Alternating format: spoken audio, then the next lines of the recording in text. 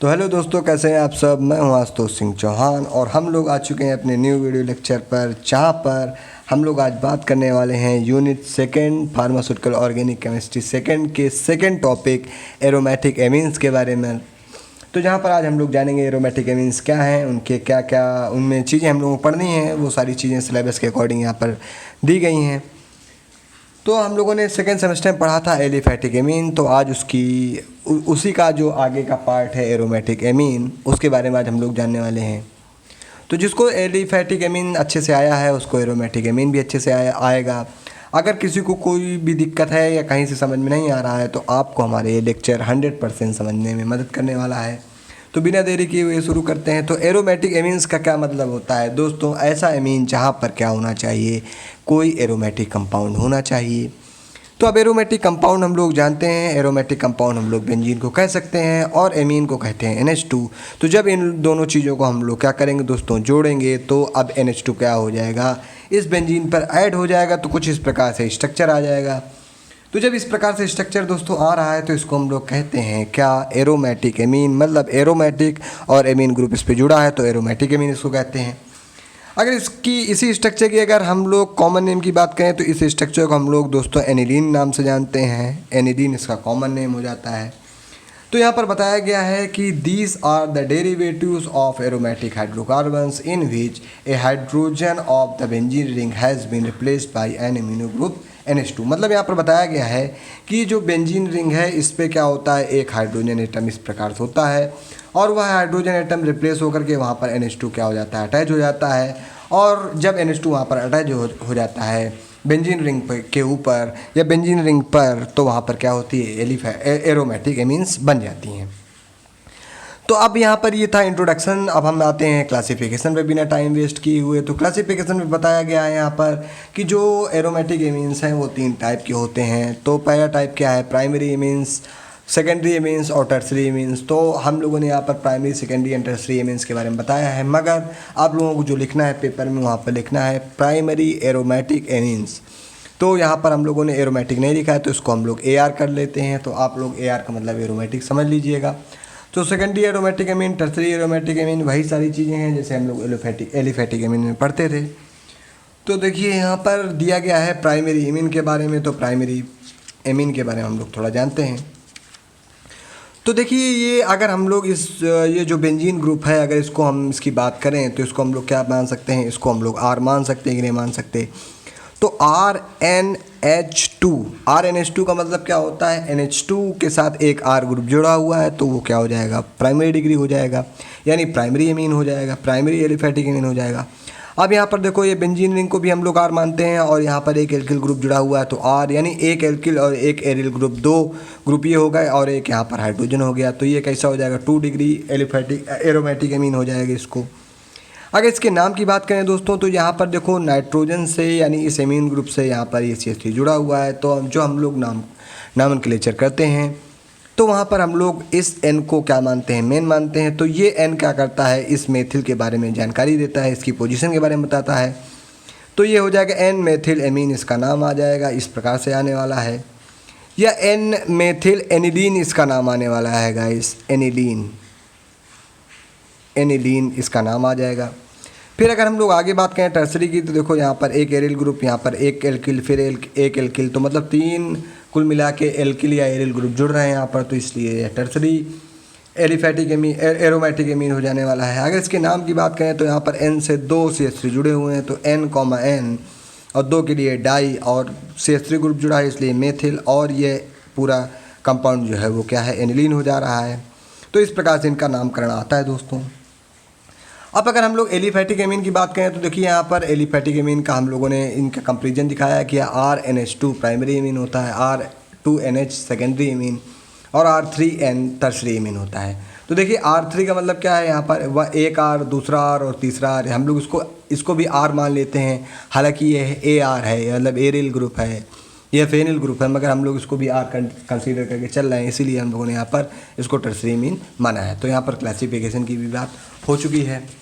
अब उसके आगे अगर हम लोग आते हैं तो अब हम उसके आगे आते हैं तो वहाँ पर बात आती है कि एक नोट आ जा रहा है। नोट पर क्या बताया गया है कि देखो प्राइमरी सेकेंडरी एमीन तो हो गया है, मगर अगर कहीं पर कोई एरियल कंपाउंड आ जाए, अब देखो सबसे बड़ी बात है क्या कि आप लोगों को एरियल पता नहीं होगा, तो इसलिए हम लोगों ने यहाँ पर जैसे ये टॉल्यूइन दिया गया है, इसका बेंजीन में CH3 ग्रुप जुड़ा हुआ है। तो यहाँ पर पिछली बार क्या हुआ था कि बेंजीन में डायरेक्ट क्या हुआ था, NH2 ग्रुप जुड़ गया था, तो वो कैसा था, एरोमेटिक एमीन था। मगर अब यहाँ पर आप लोग देख सकते हो बेंजीन के बाद CH2 है और उस CH2 से NH2 ग्रुप जुड़ा हुआ है, तो यह क्या होगा, यह एरोमेटिक एमीन नहीं होने वाला है। यह कैसा एमीन होने वाला है, यह एरिल सब्स्टिट्यूटेड एलिफैटिक एमीन होने वाला है। क्यों? क्योंकि बेंजीन रिंग पर जब CH3 ग्रुप जुड़ा होता है तो उस रिंग को हम लोग कहते हैं एरिल, और जब इसी एरिल ग्रुप से यानी इससे एक एच हटा करके यहाँ पर एक NH2 जोड़ा गया है, तो यहाँ पर क्या हुआ है, यहाँ पर बेंजीन का सब्स्टिट्यूशन ना हो करके यहाँ पर एरिल ग्रुप का सब्स्टिट्यूशन हुआ है। तो जब एरिल ग्रुप में सब्स्टिट्यूशन हो रहा है यहाँ पर, यानी एरिल रिंग का सब्स्टिट्यूशन हो रहा है या एरिल का सब्स्टिट्यूशन हो रहा है, हाइड्रोजन यहाँ से निकल रहा है और NH2 यहाँ पर जुड़ रहा है, तो इसलिए हम लोग इसका नाम जो लिखते हैं वो एरिल सब्स्टिट्यूटेड एलिफैटिक एमीन करते हैं। क्यों? क्योंकि यह एरिल सब्स्टिट्यूटेड हो जा रही है और यह क्या हो जा रही है, एलिफैटिक एमीन यहाँ पर बन जा रही है, तो इसलिए हम लोग इसको एरिल सब्स्टिट्यूटेड एलिफैटिक एमीन कहते हैं। क्योंकि अब यहाँ पर इसके अगर कॉमन नेम की बात करें तो दोस्तों हमने पहले ही अपने एरोमेटिक जो कंपाउंड पढ़ाया था, सबसे पहला lecture pharmaceutical organic chemistry second का, वहाँ पर हम लोगों ने बात की थी कि जो बेंजीन के साथ अगर CH2 जुड़ा होता है तो वहाँ पर बेंजिल हो जाता है, तो वहाँ पर बेंजिल, बेंजो और बेंजल के बारे में बताया गया था। तो वो वीडियो आपको ज़रूर देखना है। अगर आपको वो वीडियो नहीं मिल पा रहा है तो हम आपको उस वीडियो का लिंक इस वीडियो के डिस्क्रिप्शन पे दे देंगे, तो आपको वहाँ से जाके पढ़ लेना है, तो ये चीज़ें आपको समझ में आने वाली हैं। हालांकि ये ज़्यादा चीज़ें इंपॉर्टेंट नहीं थी, अब हम लोग इंपॉर्टेंट की ओर इंटर कर रहे हैं, क्योंकि जनरल इंट्रोडक्शन बहुत ही कम पूछा जाता है, मगर हम लोगों को पता होना चाहिए कि एक्चुअल में जनरल इंट्रोडक्शन क्या है, क्योंकि जब तक बेस कंप्लीट नहीं होगा, और बुक में भी ये दिया गया है, हो सकता है 2 नंबर में पूछ भी सकते हैं, तो जब तक बेस कंप्लीट नहीं होगा तब तक आप लोगों को बहुत सारी चीज़ें आने वाली नहीं हैं, क्योंकि आप लोग इंटर में भी बहुत अच्छे से पढ़ के नहीं आए हैं। तो अगर आप हम लोग नॉमेनक्लेचर की बात करें तो देखो नॉमेनक्लेचर में क्या होता है दोस्तों, नॉमेनक्लेचर में ये होता है कि अगर यहाँ पर जो नॉमेनक्लेचर होता है तो यहाँ पर जो हम लोग एरोमेटिक एमीन है उसको मोस्टली हम लोग एनिलीन मान लेते हैं, और उसके बाद जो भी इंग्रेडिएंट आते हैं उनको हम लोग उनकी पोजीशन के हिसाब से, या ऑर्थो पोजीशन पर जुड़े हैं तो ऑर्थो के बाद उनका नाम दे देते हैं, या मेटा पे जुड़े हैं या पैरा पे जुड़े हैं तो इस प्रकार से हम लोग उनका नाम देते हैं। तो आइए जानते हैं नॉमेनक्लेचर में क्या क्या रूल्स आ रहे हैं यहाँ पर। तो नॉमेनक्लेचर में यहाँ पर रूल आ रहे हैं, simple aromatic amines are named as derivative of anilines, मतलब जो सिंपल एरोमेटिक एमीन्स हैं उनका जो नामकरण किया जाएगा वह जो डेरिवेटिव ऑफ एनिलीन्स के तौर पर किया जाएगा, मतलब उनको एनिलीन का व्युत्पन्न माना जाएगा या उनको एनिलीन से उत्पन्न किया जा रहा है, तो इसलिए वहाँ पर जो जनक होगा यानी जो पेरेंट होगा वो एनिलीन होगा, और उसके बाद जो भी चीज़ें आएंगी वो क्या हो जाएंगी, ब्रांच में हो जाएंगी। तो अभी हम लोग ये फर्स्ट रूल इसको अभी इसका एप्लीकेशन देखने वाले हैं। फिर यहाँ पर दूसरा एग्जांपल दिया गया है कि अगर हम लोग एमिनो टॉल्यूइन मतलब किसी भी एरोमेटिक एमीन में अगर हम लोग CH3 ग्रुप को अटैच करते हैं तो उसका नाम जो है वो एमिनो टॉल्यूइन से बदल करके क्या हो जाने वाला है, ऑर्थोटॉलूडाइइन हो जाने वाला है या टॉलूडाइइन हो जाने वाला है। अगर CH3 ऑर्थो पोजीशन पे है तो ऑर्थोटॉलूडीन हो जाएगा, अगर मेटा पे है तो मेटाटॉलूडीन हो जाएगा, अगर पैरा पे हो जाएगा तो पैराटॉलूडीन हो जाने वाला है। फिर उसके बाद यहाँ पर लास्ट जो तीसरा सबसे इंपॉर्टेंट पॉइंट निकल के आ रहा है दोस्तों वो ये आ रहा है कि substituents on the nitrogen atom are named as prefix proceed by n और n, जैसे कि हम लोगों ने पिछले जगह देखा है उसका नाम, तो अभी हम लोग यहाँ पर भी नाम देखने वाले हैं। तो मतलब यहाँ पर बताया गया है कि जो एनिलीन ग्रुप पर नाइट्रोजन एटम है अगर उस पर कहीं पर भी कुछ सब्स्टिट्यूशन हो रहा है तो वहाँ पर क्या होने वाला है, वहाँ पर हम लोग उसका जो नेमिंग है उसको नाइट्रोजन के आधार पर करने वाले हैं, यानी वहाँ पर n या डबल n या ट्रिपल n जिस प्रकार से वहाँ पर जो सब्स्टिट्यूएंट ऐड होते जाएंगे उस प्रकार से हम लोग उसका नॉमेनक्लेचर करेंगे। तो आइए दोस्तों इसका अगर हम लोग एग्जांपल देखें तो अगर ये पूरा स्ट्रक्चर देखें तो ये एनिलीन का है, यानी बेंजीन और NH2 ग्रुप एनिलीन हो जा रहा है, और इसी एनिलीन ग्रुप पे जब हम लोग NO2 ग्रुप जोड़ देते हैं तो NO2 ग्रुप को नाइट्रो कहते हैं, और यह NO2 कहाँ पर जुड़ा हुआ है, आर्थो मेटा पोजीशन पर जुड़ा हुआ है, तो इसलिए इसका नाम जो हो जा रहा है वो हो जा रहा है मेटा, और नाइट्रो ग्रुप है तो नाइट्रो, और यह पूरा कंपाउंड एनिलीन है तो इसलिए ये हो जा रहा है एनिलीन, तो इसका नाम हो जाएगा मेटा नाइट्रो एनिलीन। और अगर इसकी बात करें तो यहाँ पर बेंजीन ग्रुप पर यहाँ पर एन मतलब एमीन ग्रुप जुड़ा हुआ है और इसी एमीन ग्रुप से एक CH3 ग्रुप जुड़ा हुआ है। तो अगर इसके नॉमेनक्लेचर की बात करें तो देखो यहाँ N से कौन जुड़ा हुआ है, मेथिल ग्रुप जुड़ा हुआ है, तो यहाँ पर नॉमेनक्लेचर में आ जाएगा N मेथिल, और ये पूरे ग्रुप का नाम हो जाएगा एनिलीन, तो इसको हम लोग एनिलीन कहते हैं दोस्तों। अगर यहाँ पर BCH3 है और अगर यहाँ पर BCH3 आ जाता तो हम लोग क्या करते, हम लोग करते N, और एक और दो CH3 हो जाते तो डाई, और फिर उसके बाद मेथिल, और फिर ये केवल ग्रुप एनिलीन हो जाता। तो इस प्रकार से इसका नॉमेनक्लेचर दोस्तों आ रहा है। तो आई होप आपको इस चीज़ें समझ में आ रही होंगी। बहुत सारे लोगों को लग रहे होंगे केमिस्ट्री की वीडियो इतने लेंदी क्यों बनते हैं भाई साहब। लेंदी इसलिए हम लोगों को बनाने पड़ रहे हैं क्योंकि आपका बेस बहुत ही ज़्यादा वीक है, क्योंकि 9th-10th में बहुत सारे लोग इंटरेस्ट लेते नहीं हैं केमिस्ट्री में। अगर बात की जाए तो 1000 या 10,000 में 1-2 लड़के केमिस्ट्री में इंटरेस्ट लेते हैं। मगर अगर आप लोग बी फार्मा कर रहे हैं तो आपको केमिस्ट्री का जो पोर्शन है बहुत ही स्ट्रॉन्ग होना चाहिए। क्यों? क्योंकि वहाँ पर आप लोग मेडिसिनल केमिस्ट्री आगे पढ़ने जाने वाले हैं 5th सेमेस्टर 4th सेमेस्टर से। तो जब आपको यही केमिस्ट्री समझ में नहीं आएगी तो आप लोग मेडिसिनल केमिस्ट्री को कैसे समझ पाएंगे, क्योंकि मेडिसिनल केमिस्ट्री बहुत ही कॉम्प्लेक्स चीज़ होने वाली है। और अगर आप फार्मासिस्ट हैं तो अगर आप बैचलर ऑफ फार्मेसी हैं तो आपको केमिस्ट्री बहुत ही अच्छी आनी चाहिए, क्योंकि यह केमिस्ट्री की का ही डिपार्टमेंट है, तो आपको केमिस्ट्री आनी चाहिए। तो इसलिए हम लोग यहाँ पर ये सारी चीज़ें देख रहे हैं। तो अब हम लोग नेक्स्ट चीज़ जो है वहाँ पर जो तीसरा टॉपिक है वहाँ पर वो है स्ट्रक्चर। तो स्ट्रक्चर ऑफ एनिलीन के बारे में हम लोग यहाँ पर बात करने वाले हैं, यानी स्ट्रक्चर कैसा होने वाला है एनिलीन का, वहाँ पर कहाँ पर क्या क्या हाइब्रिडाइजेशन आने वाले हैं, ये सारी चीज़ें यहाँ पर जाने वाले हैं। तो यहाँ पर देखो स्ट्रक्चर में दिया गया है कि in aniline all ring carbon atoms are sp2 hybridise, मतलब एनिलीन रिंग में जो भी कार्बन के एटम हैं वो sp2 हाइब्रिडाइज होने वाले हैं। और वहाँ पर नाइट्रोजन एटम जो है वहाँ पर जो NH2 ग्रुप जुड़ा हुआ है तो उस NH2 ग्रुप में जो नाइट्रोजन है वो sp3 होने वाला है। मतलब अगर हम लोग इस बेंजीन रिंग की बात करें तो यहाँ पर देखो कार्बन, यहाँ पर कार्बन, यहाँ पर कार्बन, यहाँ पर इन सब जगहों पर कार्बन है। तो ये जो कार्बन है इनका अगर हाइब्रिडाइजेशन की हम लोग बात करें तो वह sp2 हाइब्रिडाइज हो जा रहा है। क्यों हो जा रहा है? देखो अगर मान लो हम लोग यहाँ पर एक कार्बन मानते हैं तो एक बॉन्ड ये हो गया, दूसरा बॉन्ड ये हो गया, और यहाँ पर एक H होता है तो ये तीसरा बॉन्ड हो जाएगा। तो जब ये तीसरा बॉन्ड हो जाएगा दोस्तों तो यहाँ पर S पे 1 चढ़ गया और P पे 2 चढ़ गया, तो इतना ही तो चढ़ पा रहा है। तो इसीलिए sp2 हाइब्रिडाइजेशन यहाँ पर आ पा रहा है। अगर हम लोग इस नाइट्रोजन की बात करें तो देखो एक सिंगल बॉन्ड यहाँ और एक सिंगल बॉन्ड यहाँ और एक सिंगल बॉन्ड यहाँ और एक लोन पेयर कुछ इस प्रकार से यहाँ पर आ जा रहा है, इस प्रकार से दोस्तों। तो यहाँ पर 1 2 3 और 4, तो यानी 4 चीज़ें यहाँ पर आ रही हैं। तो हम लोग उनको अगर रखते हैं sp पे तो S1 और P3 हो जा रहा है, तो 3 और 1 4 हो जा रहा है। इसलिए जो इसका जो हाइब्रिडाइजेशन है वो sp3 हाइब्रिडाइजेशन होने वाला है। तो हम लोगों ने आपको ये बता दी है, हालांकि ये मेरा क्वेश्चन था मगर हम लोगों ने आपको बता दिया है कि क्यों यहाँ पर ऐसा sp3 हाइब्रिडाइजेशन हो जा रहा है। अगर हम लोग इसकी और डिटेल स्टडी करें दोस्तों इस स्ट्रक्चर की तो हम लोग पा रहे हैं कि यहाँ पर 4 साइटें बन रही हैं। देखो यहाँ पर एक नाइट्रोजन और हाइड्रोजन के बीच में जो बॉन्ड है उसके बीच का हाइब्रिडाइजेशन निकाला गया है। तो उसके बीच की हाइब्रिडाइजेशन की बात करें तो देखो यहाँ पर नाइट्रोजन कैसा है, sp3 हाइब्रिडाइज है, और हाइड्रोजन कैसा है, S हाइब्रिडाइज है। S हाइब्रिडाइज क्यों है? क्योंकि इसकी जो आउटर मोस्ट शेल है यहाँ पर 1s1 इलेक्ट्रॉन ही होता है।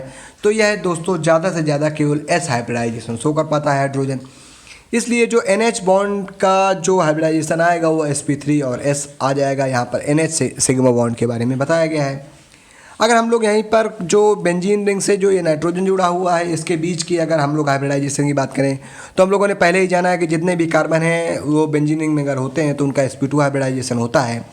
और उसके बाद नाइट्रोजन एटम जुड़ा हुआ तो sp3 हाइब्रिडाइजेशन हो जाएगा। मतलब कार्बन और नाइट्रोजन के बीच में जो सिग्मा बॉन्ड है अगर उसके हाइब्रिडाइजेशन की बात करें हम लोग तो वह sp2 और sp3 हाइब्रिडाइजेशन वहाँ पर होने वाला है। उसी प्रकार अगर हम लोग कार्बन के बीच में बात करें तो ये कार्बन का भी sp2 और ये कार्बन का भी sp2 हो जा रहा है। तो sp2 हाइब्रिडाइजेशन हो जा रहा है कहाँ पर? कार्बन सिग्मा बॉन्ड के बीच में हो जा रहा है। और उसी तरीके से अगर हम लोग कार्बन और हाइड्रोजन के बीच में बात करें सिग्मा बॉन्ड की तो वहाँ पर sp2 इस कार्बन का हो जा रहा है और S इस हाइड्रोजन को हो जा रहा है। तो sp2s हाइब्रिडाइजेशन इस प्रकार से यहाँ पर हो जा रहा है। तो यहाँ पर हम लोगों ने formation of sigma bond in alanine क्या किया है, जान लिया है। अब देखो यहाँ पर सिग्मा बॉन्ड तो हो गए मगर हम लोग जानते हैं कि बेंजीन पे क्या होते हैं दोस्तों। बेंजीन पर 1 2 3 क्या होते हैं, पाई बॉन्ड भी होते हैं। तो पाई बॉन्ड ज़्यादातर क्या होते हैं, पाई बॉन्ड हमेशा p ऑर्बिटल पर होते हैं और p ऑर्बिटल क्या होते हैं, सिग्मा बॉन्ड के जस्ट परपेंडिकुलर होते हैं दोस्तों। और जब वह जस्ट परपेंडिकुलर होंगे तो देखो यहाँ पर हम लोगों ने ये बेंजीन का रिंग बनाया हुआ है और इस बेंजीन के रिंग पे अगर ये एक कार्बन ये है, दूसरा ये है, तीसरा ये है, चौथा, पाँचवां और छठवां, तो यहाँ पर एक डंबल शेप स्ट्रक्चर, ये डंबल शेप स्ट्रक्चर, ये डंबल शेप, ये डंबल शेप, ये डंबल शेप और ये डंबल शेप। इस प्रकार से डंबल से भी स्ट्रक्चर आ जाएगा। तो अगर हम लोग बात करें तो यहाँ पर कुछ क्या होगा, ओवरलैपिंग होगी। ओवरलैपिंग क्यों होने वाली है, क्योंकि ये एक दूसरे को क्या करेंगे, इंटरसेक्ट करेंगे। जब ये एक दूसरे को इंटरसेक्ट करेंगे तो ओवरलैपिंग होगी। तो जब यहाँ पर ओवरलैपिंग होगी दोस्तों, तो कुछ इस प्रकार का स्ट्रक्चर आपको आने वाला है। तो आपको टेंशन नहीं लेनी है कि ये सारा स्ट्रक्चर कहाँ से आया है। ये इस प्रकार से स्ट्रक्चर आया है कि एक नीचे वाले जो डंबल्स थे उनका ये इस प्रकार से स्ट्रक्चर बना है, ऊपर वाले जो डंबल्स थे उनका इस प्रकार से स्ट्रक्चर बना है, और जो बेंजीन की जो मेन रिंग थी जिस पर हम लोग कार्बन का जो सिंगल बॉन्ड यानी जो सिग्मा बॉन्ड की बात कर रहे थे वह यह स्ट्रक्चर है। और यहाँ पर नाइट्रोजन है और नाइट्रोजन के साथ हाइड्रोजन, और हाइड्रोजन यहाँ पर जुड़ा हुआ है। एक जो इम्पोर्टेंट बात आ रही दोस्तों यहाँ पर ये आ रही कि जो ये नाइट्रोजन का लोन पेयर है वो लोन पेयर क्या कर रहा है, इसके साथ अट्रैक्ट हो रहा है और इसके साथ भी क्या कर रहा है, बॉन्डिंग बना रहा है। तो ये एक देखने वाली बात है, क्योंकि जब हम लोग यहाँ पर इसकी बेसिसिटी पढ़ेंगे एरोमेटिक एमीन्स की, तो यहाँ पर यही सारी चीज़ें हम लोगों को क्या करने वाली हैं, कंफर्म करने वाली हैं। अब उसके बाद दोस्तों हम लोग आते हैं, जो अपना चौथा टॉपिक आ रहा है वो आ रहा है resonance structure of aniline. Sorry guys. तो जो चौथा टॉपिक आ रहा है दोस्तों वो आ रहा है रेजोनेंस स्ट्रक्चर ऑफ एनिलीन्स के बारे में। तो अब हम लोग उसके बारे में पढ़ने वाले हैं दोस्तों। तो उसके बारे में पढ़ने से पहले हम लोग यहाँ पर क्या कर लेते हैं, एक हैशटैग का साइन कर देते हैं, क्योंकि हैशटैग बहुत ज़रूरी होता है आप लोगों को समझने के लिए कि कौन सा टॉपिक अलग है। ज़्यादातर वीडियो लेक्चर जो मैं बना रहा हूँ दोस्तों वो इस प्रकार से बना रहा हूँ कि जो जिस प्रकार से आपका जो क्वेश्चन पेपर पूछा जाता है उसी प्रकार से हम लोग आपके क्वेश्चन पेपर को बना रहे हैं। और ज़्यादातर जो टीचर आप लोगों को पढ़ा रहे हैं वो RGPV वगैरह के पढ़ा रहे हैं, मतलब कोई हिमाचल प्रदेश का है, कोई राजस्थान फार्मेसी का है। तो हम जो आपको डाटा प्रोवाइड करवा रहे हैं वो पूरा AKTU की गाइडलाइंस के अकॉर्डिंग डाटा प्रोवाइड करवा रहे हैं। तो बिना देरी किए हुए हम लोग समझते हैं कि रेजोनेंस स्ट्रक्चर ऑफ एनिलीन क्या होने वाला है। तो देखो दोस्तों, यहाँ पर जो NH2 ग्रुप जुड़ा हुआ है और ये बेंजीन जुड़ी हुई है, तो ये है एरोमेटिक एमीन। तो हम लोग जानते हैं एरोमेटिक एमीन पे क्या होता है, ये जो नाइट्रोजन एटम होता है, इस नाइट्रोजन एटम के पास कैसा होता है, लोन पेयर होता है। तो ये एक लोन पेयर क्या करता है, 2 इलेक्ट्रॉन्स को रखता है। तो वो इलेक्ट्रॉन क्या हो जाएंगे, इधर की ओर क्या करेंगे, इस बॉन्ड की ओर आएंगे। तो इसको हम लोग माइनस साइन भी दोस्तों मान सकते हैं। माइनस साइन क्यों मान सकते हैं, इसलिए हम लोग इसको मान सकते हैं क्योंकि जब ये इधर ट्रांसफ़र होगा अंदर तो इस पे क्या हो जाएगा, नेगेटिव चार्ज आ जाएगा, और नाइट्रोजन पे कैसा आ जाएगा, प्लस चार्ज आ जाएगा। तो इसको हम लोग जो लोन पेयर है इसको हम लोग एक प्रकार से सिंगल बॉन्ड के तरीके भी यूज़ कर सकते हैं, मतलब अकॉर्डिंग टू द कंडीशन हम लोग इसका यूज़ करने वाले हैं। तो अगर हम लोग अगर बात करें तो ये जब यहाँ पर नीचे आएगा तो यानी नीचे की ओर जब ये लोन पेयर शिफ्ट होगा तो ऊपर की ओर पॉजिटिव चार्ज और नीचे की ओर कैसा चार्ज आएगा, नेगेटिव चार्ज आ जाएगा। जब यहाँ पर नेगेटिव चार्ज हो जाएगा तो यहाँ पर कैसा चार्ज चाहेगा, अब ये बॉन्ड ये क्या चाहेगा, ये जो नेगेटिव चार्ज यहाँ पर बन रहा है वो क्या होना चाहेगा, डीलोकलाइज होना चाहेगा। जब ये डीलोकलाइज होना चाहेगा दोस्तों तो ये क्या होगा, ये नेगेटिव चार्ज रिंग के अंदर प्रविष्ट करेगा। जब रिंग के अंदर ये नेगेटिव चार्ज जाएगा तो यहाँ से बॉन्ड जो ये वाला बॉन्ड था ये इधर की ओर टूटेगा, तो इधर माइनस हो जाएगा और इधर कैसा हो जाएगा, प्लस हो जाएगा। तो जब इधर प्लस हो जाएगा और इधर माइनस हो जाएगा तो ये प्लस वाला इसके साथ माइनस वाले के साथ एक बॉन्ड बनाएगा। तो ये देखो तो ये देखो डबल बॉन्ड यहाँ पर बन गया है और यहाँ पर पॉजिटिव का चार्ज लग गया है, और ये बॉन्ड इधर टूटा था तो यहाँ पर नेगेटिव चार्ज लग गया है। अब जब ये नेगेटिव चार्ज लग गया है तो अब ये क्या करेगा, अब ये चार्ज फिर डीलोकलाइज होगा और ये क्या आएगा, इधर आएगा। तो जब ये इधर आएगा तो बॉन्ड फिर इधर टूटे, क्योंकि इधर पॉजिटिव चाहिए इधर नेगेटिव है, तो पॉजिटिव नेगेटिव मिलकर बॉन्ड बनाएंगे। Sorry guys. तो अब यहाँ पर जब ये बॉन्ड टूटेगा तो इधर कैसा हो जाएगा, पॉजिटिव चार्ज हो जाएगा, इधर कैसा होगा, नेगेटिव चार्ज। तो देखो यहाँ पर आप लोग देख सकते हैं नेगेटिव हो गया है, यहाँ पर पॉजिटिव था तो पॉजिटिव और नेगेटिव मिलकर के एक बॉन्ड बनाएंगे। कुछ इस प्रकार से यहाँ पर ये स्ट्रक्चर आ गया। अब फिर ये नेगेटिव चार्ज डीलोकलाइज होगा, यहाँ पर आएगा तो क्या हो जाएगा, ये नेगेटिव चार्ज, और ये इधर बॉन्ड टूटेगा तो इधर पॉजिटिव इधर नेगेटिव, तो कुछ इस प्रकार से स्ट्रक्चर बनेगा और डीलोकलाइजेशन पूरा इस तरीके से हो गया। तो इसी डीलोकलाइजेशन ऑफ जो चार्ज है या नेगेटिव आयंस हैं उसको हम लोग क्या कहते हैं, उसी को हम लोग रेजोनेंस कहते हैं। और इस प्रकार के जो बने हुए स्ट्रक्चर, जो अलग अलग स्ट्रक्चर होते हैं, इन्हीं को हम लोग क्या कहते हैं, रेजोनेंस स्ट्रक्चर कहते हैं। तो हालांकि हम लोग यहाँ पर बात कर रहे हैं एनिलीन की, तो ये जो स्ट्रक्चर बनेंगे ये रेजोनेंस स्ट्रक्चर ऑफ एनिलीन के बारे में यहाँ पर बात हो गई। तो अब दोस्तों हम लोग आते हैं जो नेक्स्ट पॉइंट है कि मेथड ऑफ प्रिपरेशन क्या है एनिलीन्स का, मतलब हम लोग मेथड ऑफ प्रिपरेशन कैसे जानने वाले हैं, क्या मेथड ऑफ प्रिपरेशन होने वाले हैं। मतलब यहाँ पर हम लोग क्या पढ़ रहे हैं, एनिलीन पढ़ रहे हैं या एरोमेटिक एमीन पढ़ रहे हैं, तो जो भी मेथड ऑफ प्रिपरेशन होंगे वो वहाँ पर एनिलीन के होने वाले हैं। तो देखिए एनिलीन को कई प्रकार से बनाया जा सकता है, मगर आपके सिलेबस में 2 प्रकार का ही मेनली दिया गया है तो कई प्रकार का, 4-5 प्रकार का, मगर बहुत सारी चीज़ें हैं, बहुत सारे लोगों को बहुत सारी चीज़ें याद नहीं होती हैं, तो हमने आपको यहाँ पर 2 से 3 प्रकार के बारे में समझा दिया है। और आपको केवल यहाँ पर केवल एक चीज़ को याद रखना है दोस्तों। हम आपको लेंदी इसलिए बताते हैं कि जब हम आपको ज़्यादा बताएंगे तो कुछ ना कुछ चीज़ें जो आपके माइंड में स्टक कर जाएंगी, कुछ चीज़ें समझाना आपको समझ में आ जाएगा, तो वही चीज़ें आप लोग पेपर में लिख आएंगे और आपको अच्छे नंबर आ जाएंगे। तो यहाँ पर रिडक्शन ऑफ नाइट्रो कंपाउंड जो पहला तरीका है वो है रिडक्शन ऑफ नाइट्रो कंपाउंड। मतलब हम लोग जब नाइट्रो कंपाउंड का क्या करते हैं, रिडक्शन करते हैं, मतलब जो जहाँ पर नाइट्रो कंपाउंड मतलब NO2 ग्रुप होता है, उस NO2 ग्रुप से ऑक्सीजन को रिमूव करके वहाँ पर हाइड्रोजन को अटैच कर देते हैं, तो वही क्या होता है, रिडक्शन होता है। तो यही प्रक्रिया रिडक्शन की होती है कि हाइड्रोजन को जोड़ना और ऑक्सीजन को हटाना। तो यहाँ पर ये दोनों चीज़ें होने वाली हैं। अगर दोस्तों हम लोग बात करें ऑर्गेनिक केमिस्ट्री में 5 से 6 प्रकार का मेनली जो रिडक्शन हम लोगों को देखने को मिलता है, तो हम लोगों ने यहाँ पर 4 प्रकार के रिडक्शन की बात की है। तो कैसा कैसा रिडक्शन है उसके बारे में जानते हैं।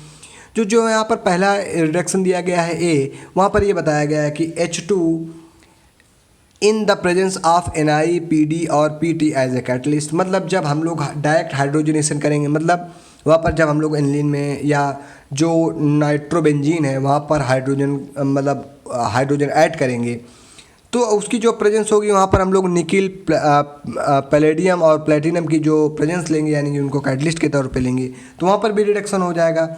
या हम लोग बात करें SN हम लोग ले लें तो भी रिडक्शन हो जाएगा। या Fe और HCl का जो कॉम्बिनेशन ले लें तो भी रिडक्शन हो जाता है। या लिथियम एल्युमिनियम हाइड्राइड यानी LiAlH4 ले लेते हैं तो भी क्या हो जाता है, रिडक्शन हो जाता है। और या अमोनियम सल्फाइड ले लें तो ये क्या होता है, सेलेक्टिव रिडक्शन होता है। इन सब के बारे में भी हम लोग जानने वाले हैं। और या तो कार्बन डाइसल्फाइड ले लें, तो ये सारी चीज़ें क्या करती हैं, रिडक्शन कराती हैं। रिडक्शन कराने को दोस्तों तो वहाँ पर सोडियम और C2H5OH यानी सोडियम और इथाइल अल्कोहल भी क्या कराते हैं, रिडक्शन कराते हैं। तो आइए बारी बारी से जानते हैं कौन किसका कैसे रिडक्शन करवा रहा है। तो देखिए यहाँ पर हम लोगों ने नाइट्रोबेंजीन ली है, बेंजीन के ऊपर NO2 ग्रुप है। जब हम लोगों ने इसकी H2 या Na मतलब इसका हाइड्रोजनेशन करवा दें हम लोग Na की प्रेजेंस में, या निकल ले लें या प्लेटिनम ले लें, पैलेडियम ले लें, या हम लोग इसकी SN/HCl की प्रेजेंस पर रिडक्शन करा दें, दोनों ही तरीके से क्या हो रहा है, रिडक्शन हो रहा है। तो देखो यहाँ पर और लगा हुआ है, ये तो ऊपर वाली चीज़ ले लें कैटलिस्ट, या तो नीचे वाला चीज़ ले लें। तो इन दोनों ही कंडीशन पे गाइस हम लोगों को एनिलीन क्या हो रहा है, मिल रहा है। अब अगर हम लोग और आगे आए, लिथियम एल्युमिनियम हाइड्राइड यानी मेटल हाइड्राइड से अगर हम लोग रिएक्शन करवा रहे हैं या रिडक्शन करवा रहे हैं, तो वहाँ पर होने क्या वाला है, वहाँ पर होने वाला यह है कि जब हम लोग यहाँ पर मेटा नाइट्रोटोलुइन यानी मेटा नाइट्रोटोलुइन ले रहे हैं, तो वहाँ पर मेटाटोलुडीन बन रहा है LiLH4 की प्रेजेंस में। तो कुछ इस प्रकार से स्ट्रक्चर बन रहा है। यहाँ पर जो ऑक्सीजन है उस ऑक्सीजन से हम लोगों ने क्या किया है, वहाँ पर हम लोगों ने हाइड्रोजन को क्या कर लिया है, वापस कर लिया है, और NH2 ग्रुप वहाँ पर अटैच कर दिया है। अब उसके बाद अगर हम लोग बात करें जो ये अमोनियम सल्फाइड हम लोगों ने लिया है, तो ये क्या करता है, यह सेलेक्टिव रिडक्शन करता है। दोस्तों सेलेक्टिव रिडक्शन कैसे करता है, देखिए यहाँ पर बेंजीन है और बेंजीन पर मेटा डाई नाइट्रोबेंजीन लिया गया है। यहाँ पर डाई नाइट्रोबेंजीन है और मेटा पोजीशन पर जुड़ा हुआ है। तो सेलेक्टिव रिडक्शन का मतलब क्या है, किसी एक का, मतलब ये मेटा पोजीशन पर है तो ये भी मेटा पोजीशन पे है। इसके अगर इससे देखें तो ये मेटा पर है और इससे देखें तो ये मेटा पर है। तो कोई भी एक कंपाउंड यानी कोई NO2, 2 NO2 है ना, तो कोई एक NO2, किसी एक NO2 को हम लोग सेलेक्ट करेंगे और उसका हम लोग रिडक्शन कराएंगे और वहाँ पर एनिलीन हम लोग मिल जाएगी। तो देखो यहाँ पर मेटा नाइट्रो एनिलीन मिल रही कि नहीं मिल रही, तो ये इस प्रकार से दोस्तों आ जा रही है। अब अगर दूसरा मेथड देखें दोस्तों, जो कि बहुत सरल मेथड है। पहला मेथड भी बहुत सरल था, बहुत सारे लोग पढ़ के आए हैं। अब बहुत सारे लोग नहीं पढ़ के आए हैं तो उनको अब पढ़ देना है। तो जो दूसरा मेथड होने वाला है दोस्तों, वो होने वाला यह है कि वहाँ पर होने वाली है ammonolysis of aryl chloride. Aryl chloride का मतलब क्या है, वहाँ पर हम लोगों ने लिया है एरिल मतलब बेंजीन और क्लोराइड मतलब Cl। तो मतलब क्लोरोबेंजीन की जब हम लोग NH3 से रिएक्शन करवाएंगे और जो प्रेजेंस रहेगी वो CuCl2 की रहेगी और 200 डिग्री सेल्सियस 210 डिग्री सेल्सियस क्या रहेगा, टेम्परेचर रहेगा। तो देखो यहाँ पर ये जो क्लोरीन है ना दोस्तों, ये इसके एक हाइड्रोजन यहाँ से निकलेगा और HCl के साथ बाइंड होकर के HCl बाहर निकाल देगा और यहाँ पर NH2 क्या हो जाने वाला है, जुड़ जाने वाला है। तो अब देखो यहाँ पर बात की गई है कि देखो हम लोगों ने क्लोरोबेंजीन लिया है और 2 मॉलिक्यूल क्या लिया है, अमोनिया लिया है। तो एक अमोनिया का मॉलिक्यूल से H निकलेगा और वो HCl के साथ अटैच होकर के यहाँ पर एक NH2 यहाँ पर बन जाएगा और यहाँ पर एनिलीन बन गई और यहाँ पर NH3 ये हो जाएगा और यहाँ से Cl ये निकला हुआ है और ये H निकला हुआ है। तो NH3 और H NH4 हो गया और ये Cl हो गया, तो NH4Cl हो गया। तो इस प्रकार से ये कंपाउंड दोस्तों बनने वाले हैं।